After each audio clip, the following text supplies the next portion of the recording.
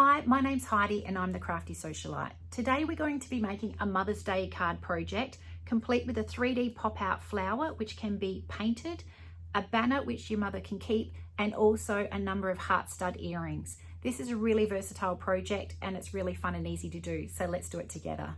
For this project you don't need a lot of materials. I'm using 3mm piece of plywood from the Creality packs, which is basswood. You can use any 3mm timber. If you're using a different thickness, however, you will need to adjust the file. I'm using a lacquer spray, any brand will do, as will any brand of acrylic paint textures. And to go ahead and make the earrings at the end, you'll need some very strong glue and also earring backs, which are easily available from online retailers such as Amazon. Apart from that, just some enthusiasm and let's get going.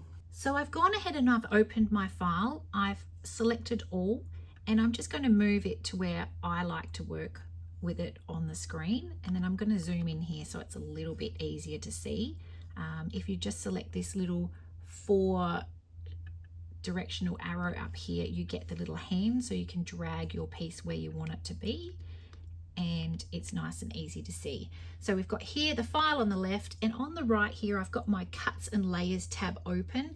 Now I just wanted to give a little explanation to each of these rows.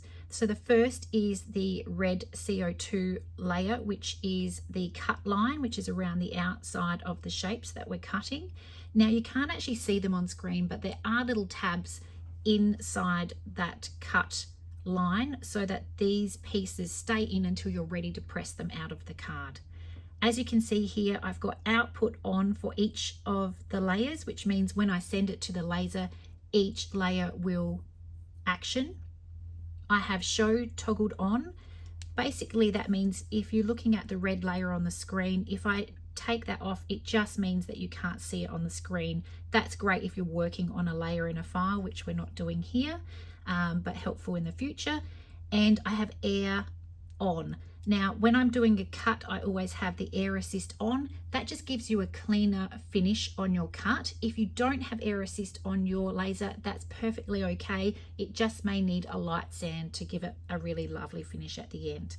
Then my second layer here is the green text. That is set to engrave as a fill. I've already got my parameters in for all of the layers for my Falcon 22 watt laser, which I'm using today. And then I have a third layer, which is the purple flower, which is also set to fill. Now you can choose fill or offset fill. Just as a brief explanation, when you are doing a fill, for example, if I'm doing the flower, it will go from left to right and it will fill that image in. If you select offset fill from the drop down menu here, it means that it will follow the shape of the flower and do the petals individually rather than moving the laser head from left to right. It's up to you what you prefer. I like the look of fill. It often takes a little bit longer, but I do like it that way. Now I'm going to take my cut line and I'm going to move it down to the bottom. And the reason is because I'm actioning these layers in order. The reason I like the cut to happen at the end is if there is any movement between when you do the cut and the engrave. So for example, if you are cutting on your big piece of basswood here and you've got it on your honeycomb and it does the cut of the entire shape of the card that you can see here, and the piece is not fully supported, it may drop 1 millimeter or 2, which doesn't sound like a lot, but it just means that when it comes time to do the engrave layer, you might not have your focus at the optimal point. So I do think it is good practice to do your cuts after you do your engrave. Now, if your file doesn't look like this text is enclosed and, all green, and it's just an outline of the word, don't worry, it is actually the same settings as what I've got. The difference will be up here on the cogs. There is a filled rendering little toggle here, which you can turn off and on, and it will just show it differently on the screen. If you want to just be sure and you don't want to turn that toggle on, if you go to the preview, you can see there that the text is fully enclosed in a nice engrave, as is the flower pattern. and it will give you a total estimated time there for your laser given the settings that you've put in for each of the layers. Now I'm going to head to laser now, and I will switch the camera over to the laser so you can see what's happening. And you can see here that I've got my toggle here as optimized cut path. That just means to do the layers in order as I've asked it to do. So I'm going to move the camera over now, and I will be pressing this frame button first of all, and then I'll be pressing start. So let's get going. So I've come over to my laser now, and as you can hear, it's doing its boot up, and you can see all 3 green lights here, which means everything is working nice and normally. It's just running its little test, and I'm going to go ahead and pop my piece of timber in there on the honeycomb, and I'm going to weigh it down with a couple of weights. Now after the laser has finished booting up, you will hear it stop running that air, and you will see this little light go from green to orangey red. That is perfectly normal. That will only be green when your actual laser is firing with the air assist, which is only on our cut layer for this file. So I'm going to go ahead and I'm going to frame the project.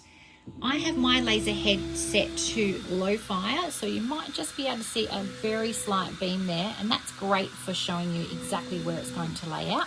Now I'm going to move my piece of timber just a tad so I minimize the wastage, because that's great when you need some offcuts for another project. So that looks pretty fantastic.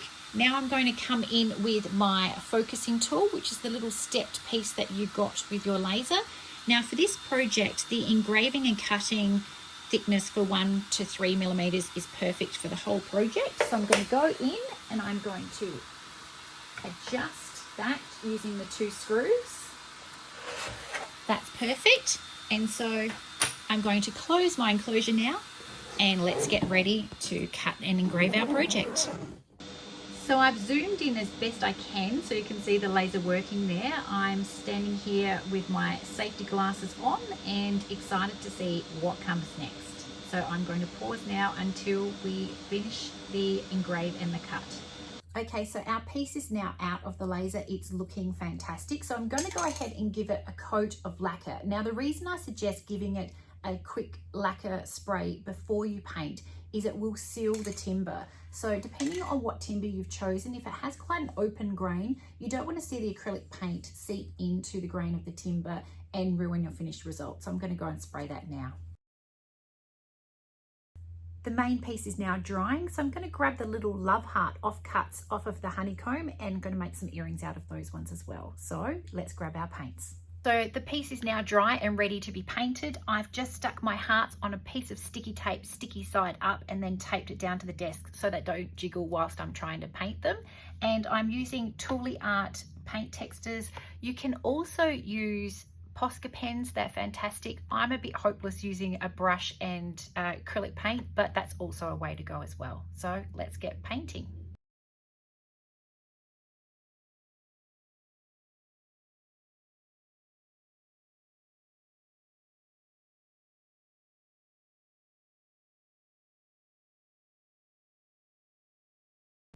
So I've gone ahead and I've finished painting my flower and my hearts for my earrings. I've given them both a spray of lacquer, and now I'm going to glue some earring backs on that I got from Amazon, little stainless steel earring backs, and I'm going to be using this Gorilla Glue, which is super glue gel. It's very strong. If you don't have this, it is also fine to use something strong like E6000 glue. So I'm going to go ahead now and do that.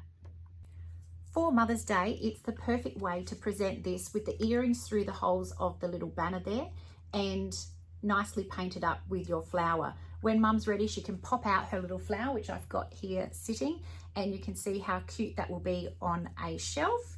Then for the banner, you can just pop a piece of string through it, and when she's ready, she can break that through. And this is perfect for hanging around a bunch of flowers or a pot plant. And it would be great styling because it says, "Thank you for helping me grow." Thanks for making this project with me. I hope you've enjoyed it.